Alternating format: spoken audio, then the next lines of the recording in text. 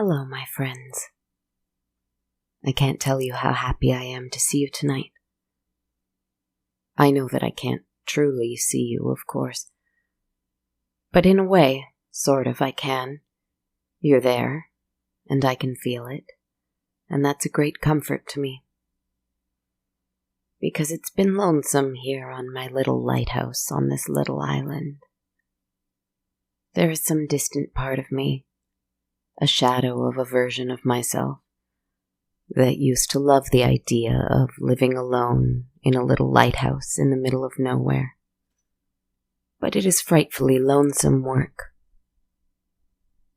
Though others stop by, lost and confused and frightened souls in little boats, looking for direction, looking for a safe haven to rest in, or a lovely environment to haunt, or a gentle fire to warm their translucent hearts by. They do not stay for long. My goal is to help them keep on going, and when they do, I am happy. But then I am alone, with that thing in the mist that I can barely see, but that I can tell is looming, and watching, and waiting, and hoping that someone, anyone, will get lost again, and row their way into its hungry mouth. But they won't. It is no match for me, or for the lost souls even. I suppose that's the thing about great and terrible predators, huge and looming despair. They only have as much power as we allow them, don't they? I hope. I have to believe that anyway. Before I tell you what card I drew this week for the story I have for you, I must tell you about another little reading shortly before. I was shuffling my deck, thinking about fear, because I am afraid often, almost always. And I try not to talk about it because I wonder if that gives fear power. And also because I am trying to sit with my fear and become friends with it. Anyway, I was thinking about fear when a small cluster of souls, gentle and generous and caring and curious, rowed their way over to my lighthouse. I pointed them in the direction of my forest and warned them of the looming beast I don't know much about. But they didn't go. They looked only at my hands and at the cards. And so I shared with them. I am thinking about how I can let go of fear, or how I can master my fear. Or maybe I just want to know a little more about it. And I drew 3 cards: Death, Strength, and the Hierophant reversed. It was such a generous gift from my cards. Death in all her misunderstood and very necessary glory. Strength, who I have seen much of lately, gently conquering her ferocious foe. The Hierophant, who must always be reversed when I draw him, for I dislike institutions and rules.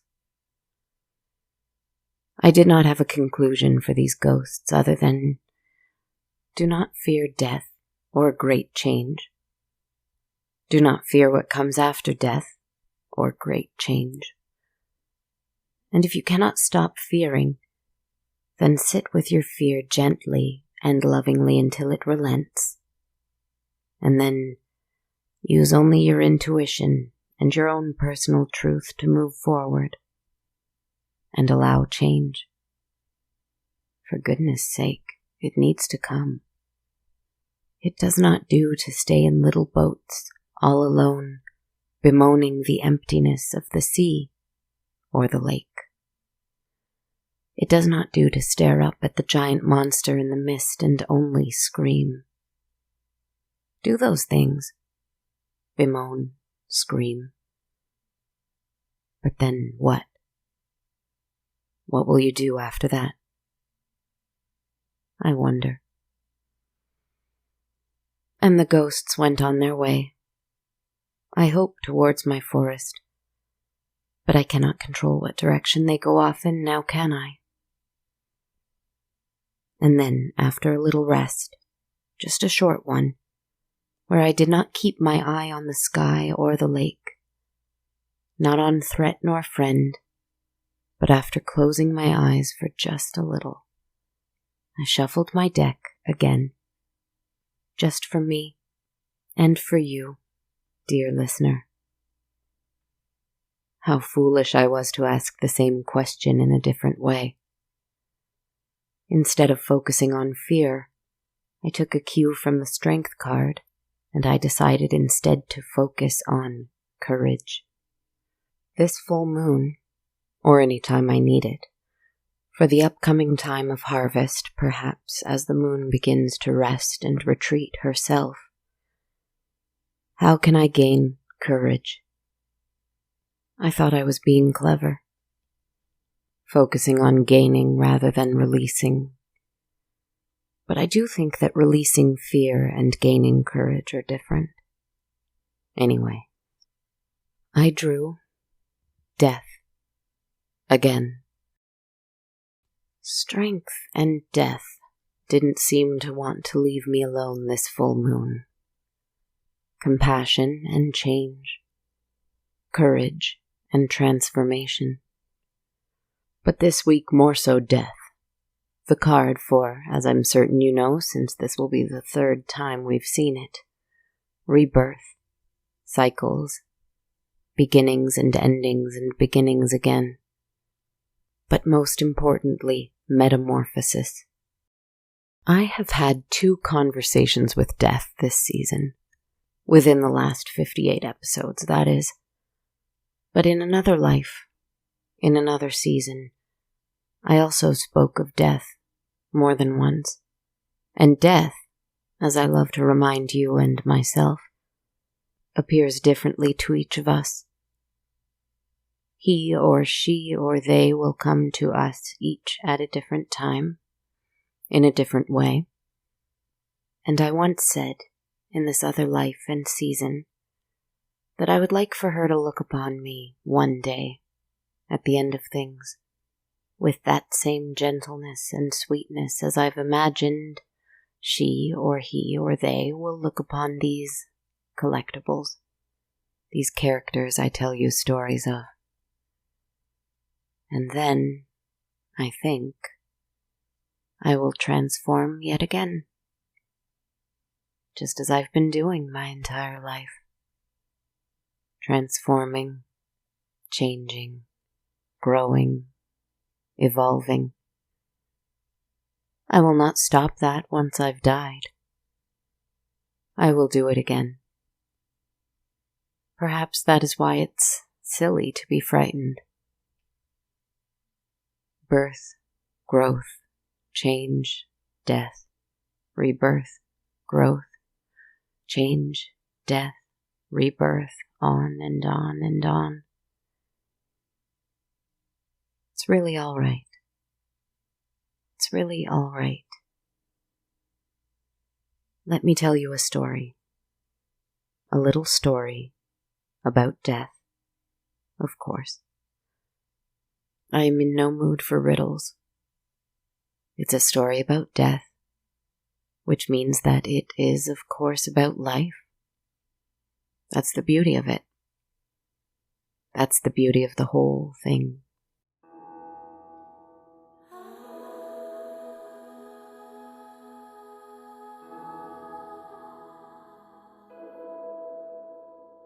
Once there was a very old woman who lived by herself in a little house, in a place that was, for the most part, abandoned. She found herself in a small countryside ghost town, with a few abandoned cabins, roads that had not been tended to, docks with abandoned boats at them. She thought it seemed to be a perfect place to spend her remaining time on Earth. She was a resourceful woman and, despite her advanced age, strong most of the time. And even when she didn't feel strong, she did not let her shaking arms or trembling legs keep her from enjoying the trees, the grass, the sun.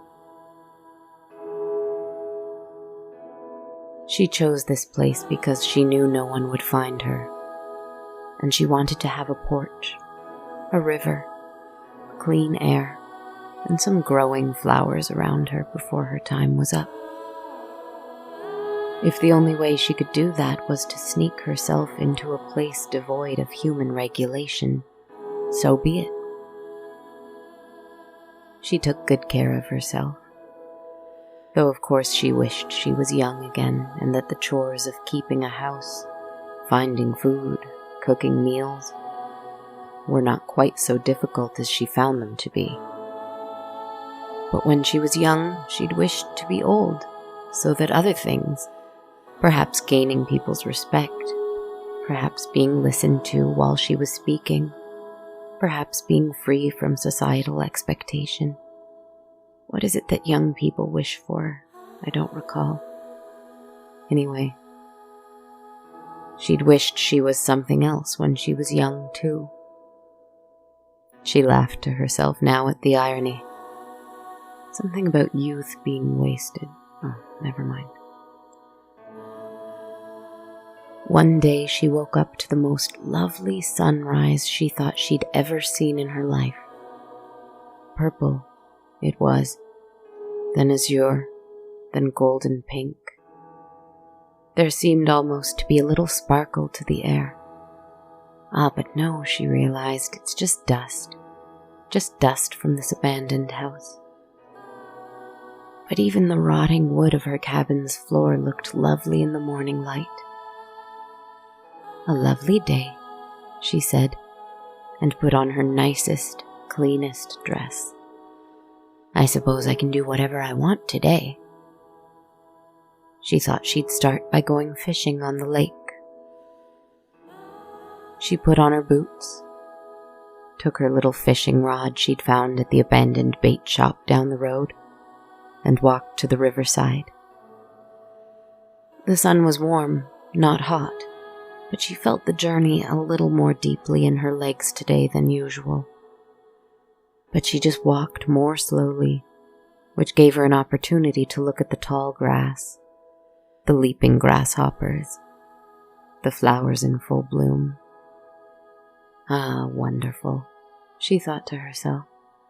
I get to see them before they wither away in the fall. And soon she found herself at the riverside, where she hopped in the little rowboat she'd found that was in decent condition.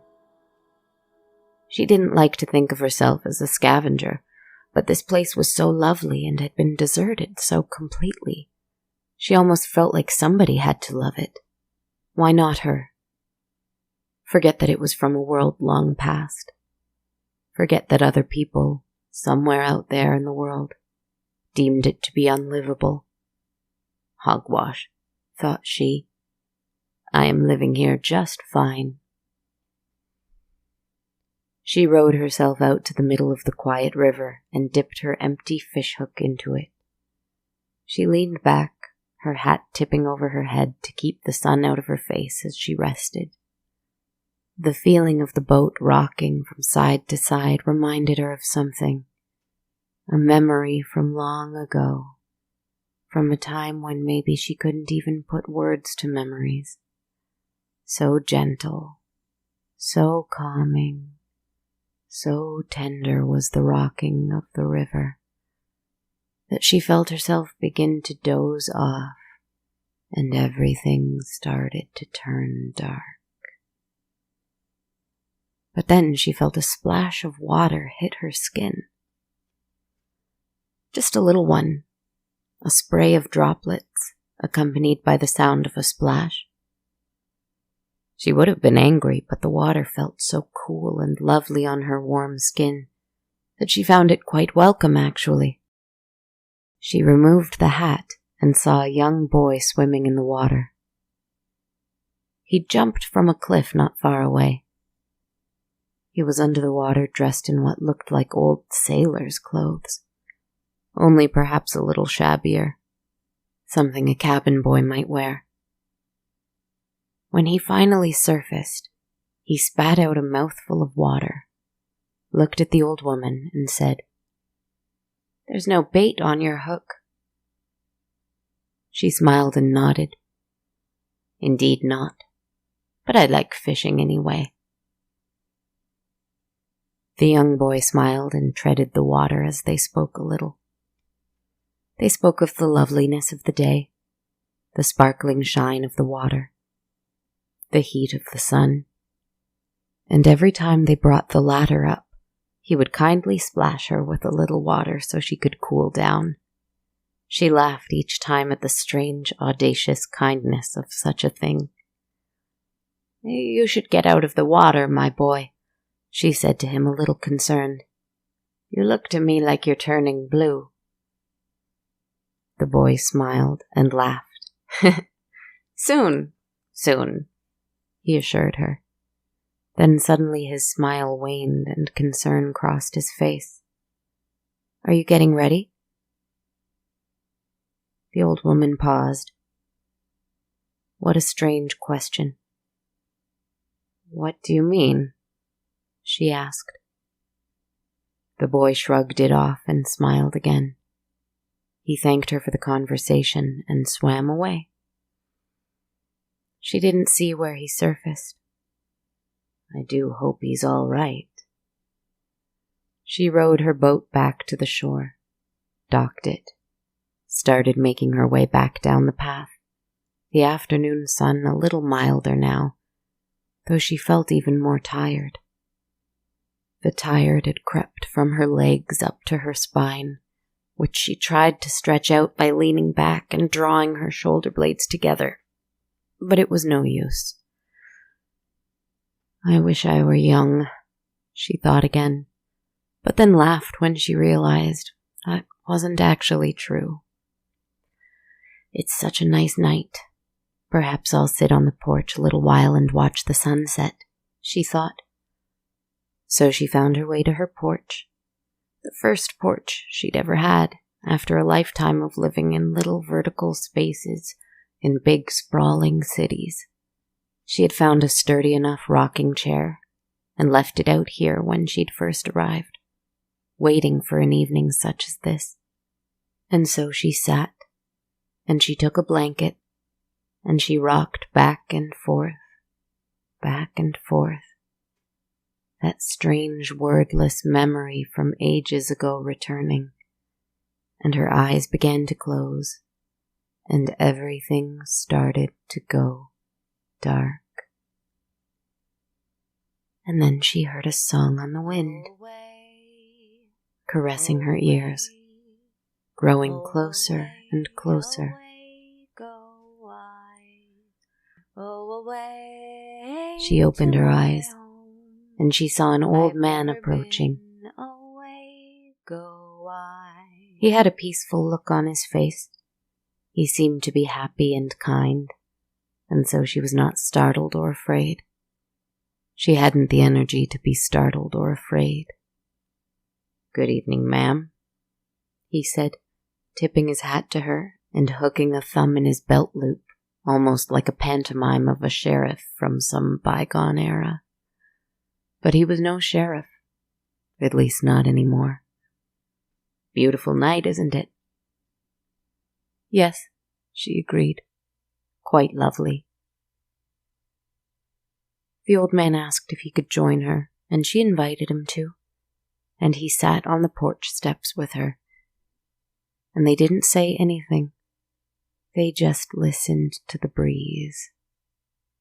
It rustled the leaves that were getting ready to rot and fall away, and then who knows? But not now. Now they were green and happy, and they sounded it. It was so musical, the sound of the wind, that the old man could not help but sing again. "Oh, to stay, oh, to stay, oh, to stay away I go. Oh, to stay in my home I've never seen a way I go. The old lady tapped her foot and nodded her head, and could not help but sing along, somehow having heard the words somewhere before. Oh, to dream, oh, to dream, oh, to dream of home I know. 'Tis a dream, a lovely dream, forever dreaming of my home. Thanks for sharing a song, he said, and kissed her hand before turning to leave. But he stopped himself in his tracks and turned on his heel quickly to ask, Are you almost ready? She arched her brow, shocked to hear it again. What? What are you talking about? The old man shrugged his shoulders and whistled his jaunty tune and left. And of course the old woman was a little concerned again. Deep down, I think she knew. I think I know. I think you know what they were saying. But why were they being so shy about it? If this is my last day on earth, I am not afraid, she said. But she didn't mean it, because it was such a beautiful day that she wished for another, and another, and another. That was why she was frightened. Night fell and she went inside. She lit herself a little fire in her fireplace. She cooked herself a little stew, and she warmed her legs and her spine and her shoulders. She felt the fatigue creeping up even more into her neck, into her jaw, her skull. She leaned back in her chair, finished her meal, which had tasted so lovely and the warmth was so welcome, that she found her eyes closing again slowly. And she rocked herself back and forth in her little chair, and everything started to turn dark. But then the fire was too bright to let her sleep. Its yellows and oranges were moving so quickly, making such vivid shapes and casting such strange shadows all about her little cabin, that she couldn't keep her eyes closed for very long. She hadn't noticed that, in a chair beside hers that she didn't even realize was there, had there always been two chairs in this place? She didn't think so. In that chair, she noticed a woman. Younger than herself, but no young lady. This was a grown woman, proud and strong. She wore a chemise and skirts and a loosely held together corset, the likes of which the old woman knew had only existed hundreds of years ago. But what year was it now again? It didn't matter. There's no such thing as time. Hello, she said gently. She had a confident and kind nature to her face. Hello, the old woman replied. She did not ask how the other woman had gotten in here. You've made quite the life for yourself, the woman beside her said, looking around the cabin, looking at the lines on the old woman's face. Indeed, yes, I think I have, thank you, the old woman answered. What would you change? Is there anything you would have done differently? The younger, stronger woman asked. And it seemed she was weaving something together. Sprigs of lavender, maybe. Perhaps little twigs of rosemary, too. The old woman thought on it while looking at the fire. It was a very glorious sight. It reminded her of the sun from her favorite day, the one she'd just had. Finally, she replied, I would have come here sooner. I would have spent more time with the river, the wind, the fire.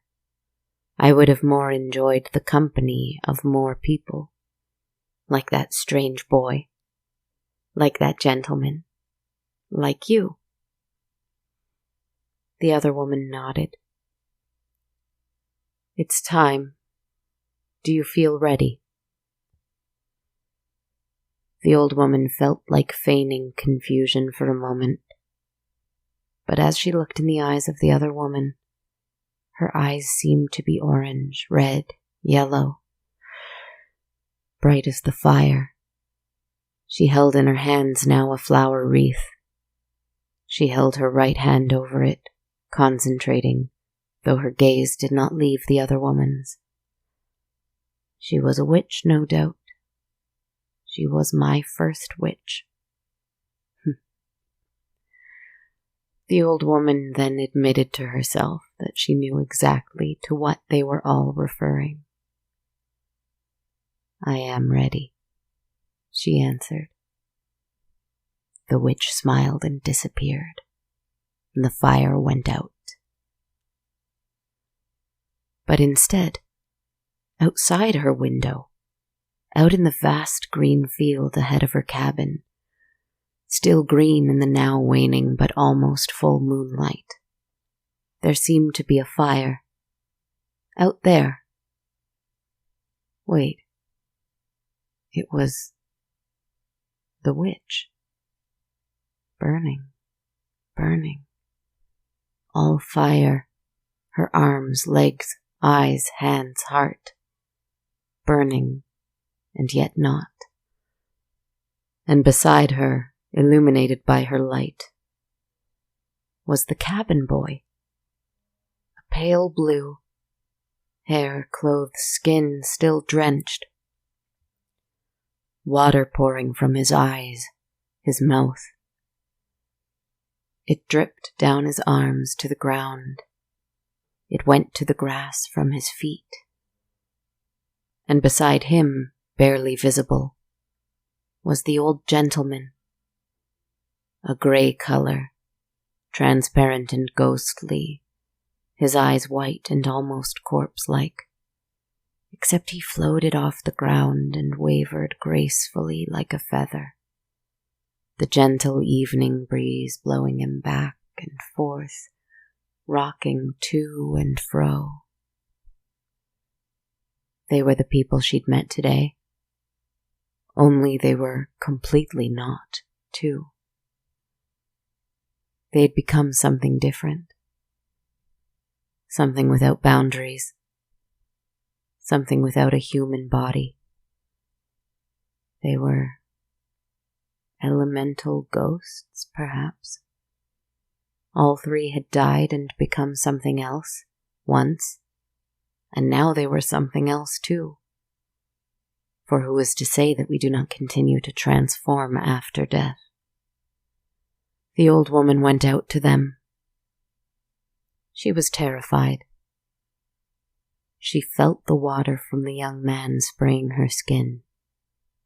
She heard the song from the old man on the breeze. She saw the bright light of the younger woman in the dark of the night. But she wanted to smell the flowers, taste the earth and things that grow from it. She hadn't had enough of it in her life, and so she thought it would be nice to be a part of it forever, or at least in this next life. What do I do? She asked, and the spirits surrounded a little patch of soft grass and wild flowers, gesturing to it. The old woman lay down on the grass, her body aching and her eyes frightfully tired now. She had thought she wanted to die alone. She was glad now that she wouldn't.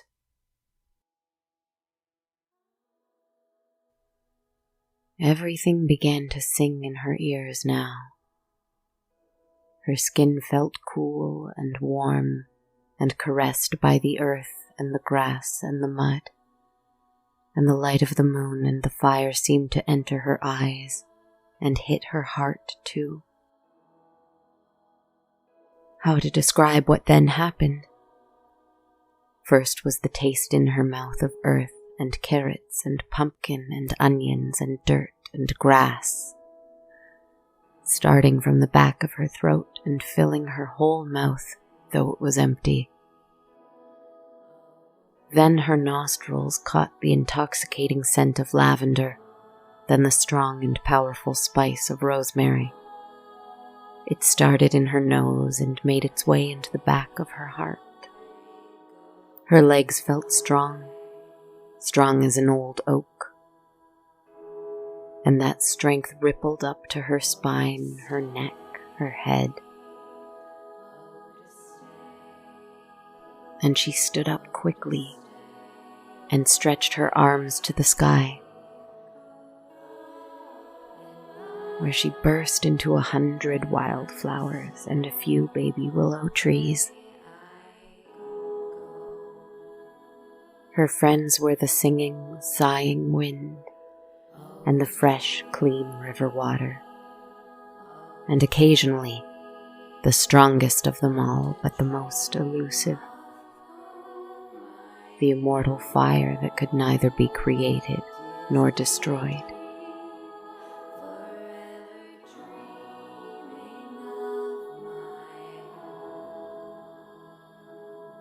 I sat under a willow tree once by a riverside and admired some yellow and pink flowers that I considered picking but decided against, when a little girl came and sat beside me.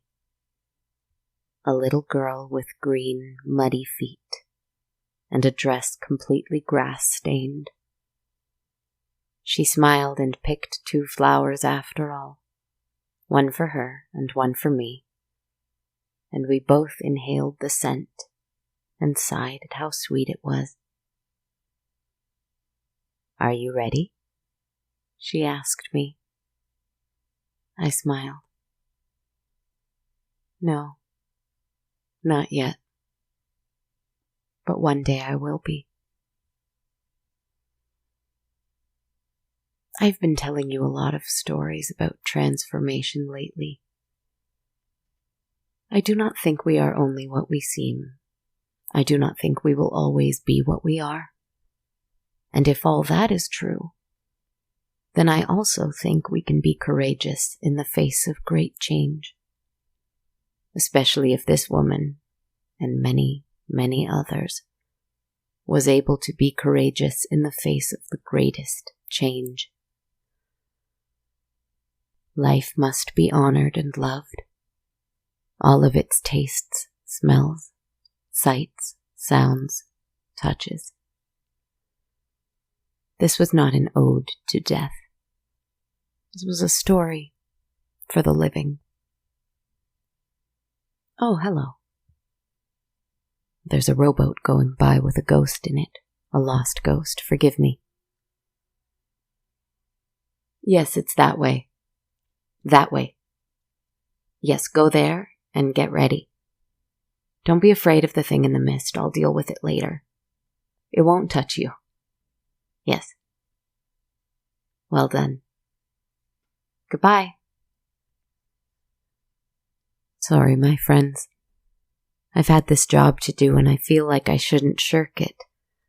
But once autumn comes, I'll go back to the forest, and the trees, and the lanterns, and the harvest, and the ghosts. For now, I'll stay rooted here like a tree. Good night, my friends.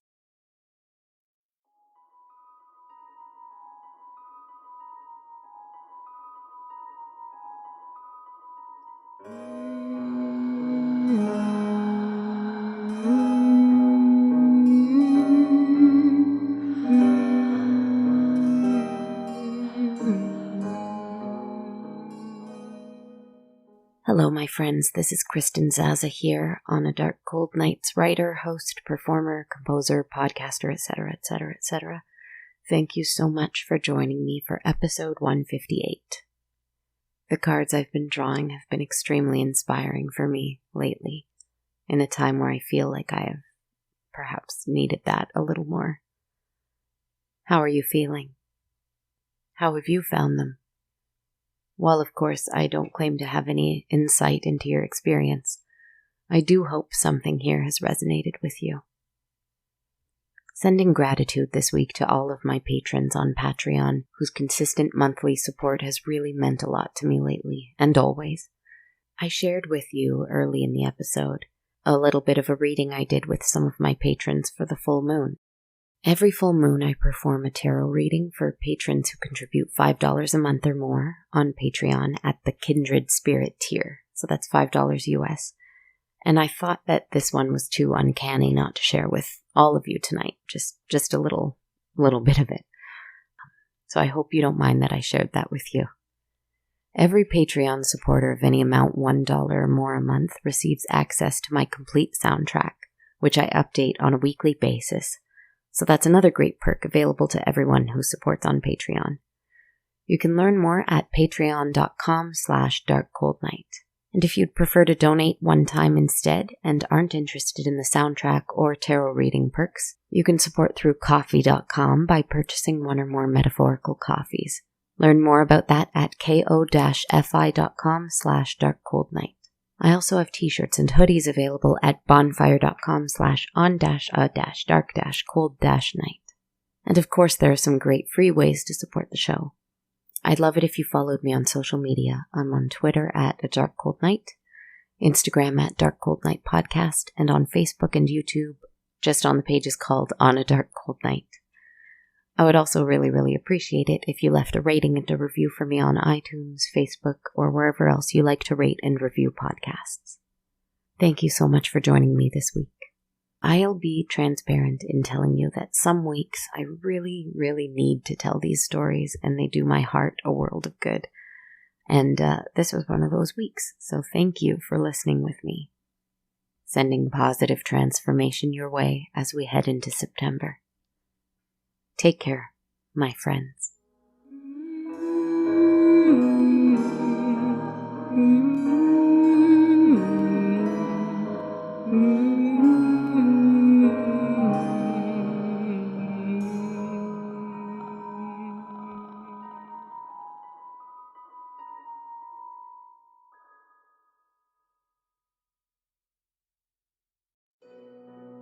This podcast has been brought to you by the Sonar Network. Sonar.